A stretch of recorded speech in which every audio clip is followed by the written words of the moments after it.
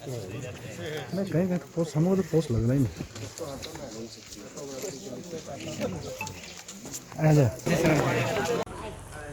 Madam, आज जो आपने वॉक का लॉन्च किया है, इससे फ़ायदा क्या होगा और कौन कौन लोग हैं इसमें शामिल?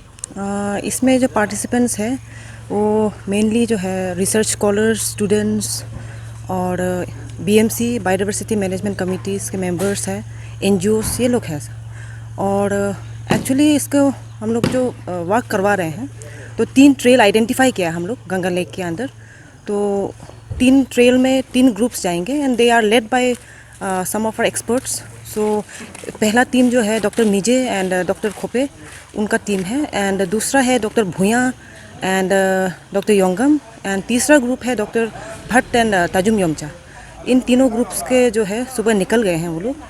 और जैसे जैसे वो लोग जाएंगे और वैसे उसी तरह से वो लोग जो भी फ्लोरा फोना चिड़िया और कुछ भी देखते हैं वहाँ पे, दे विल कीप रिकॉर्ड करके उसको बाद में हम लोग डीब्रीफिंग सेशन में उसको हम लोग कोलेक्ट करेंगे ग्रुप वाइज रिपोर्ट लेके। और बेसिकली ये जो है पीपल्स बायोडाइवर्सिटी रजिस्टर होते हैं under the national biodiversity act.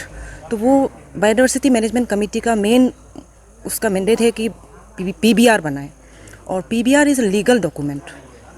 तो वो डॉक्यूमेंट जो है इसलिए ये ज़रूरत है क्योंकि बाहर से इतना हम लोगों का बायोडाइवर्सिटी रिच है। This we fall in the eastern Himalayan biodiversity hotspot.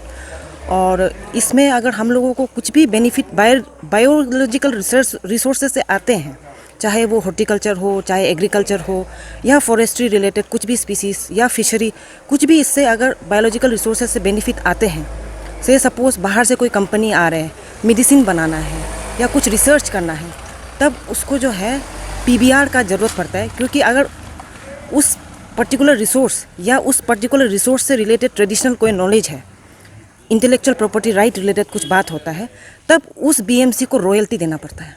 उस बीएमसी को एक्सेस एंड बेनिफिट शेयरिंग होना पड़ेगा, because that BMC is the holder of the owner of the biological resource. तो इसलिए पीबीआर बहुत ही इंपॉर्टेंट डॉक्यूमेंट है। आज के डेट में हम लोगों ने 100% टारगेट अचीव कर लिया है इन ऑल दी ग्राम पंचायत्स, ज़िला panchayat and the municipal local bodies. 1806 हम लोगों ने बना दिया है। और उसके लेकिन पीबीआर जो है बेस्ड ऑन सेकेंडरी डाटा है। तो ये एक्सरसाइज जो है बायोडाइवर्सिटी वर्क हमको बहुत मदद करेगा कि उसको हम लोग फील्ड वैलिडेशन लें, जो ईटानगर वाला पार्ट है। तो आज के दिन वर्ल्ड फॉरेस्ट्री के दिन में हम लोगों ने लॉन्च किया है इसको। But then every month we are planning to organize such walk in all the forested areas in and around the capital region. और इससे मैडम कुछ मोटिवेशन भी मिलेगा आम आदमी को? बिल्कुल मिलेगा, क्यों नहीं मिलेगा।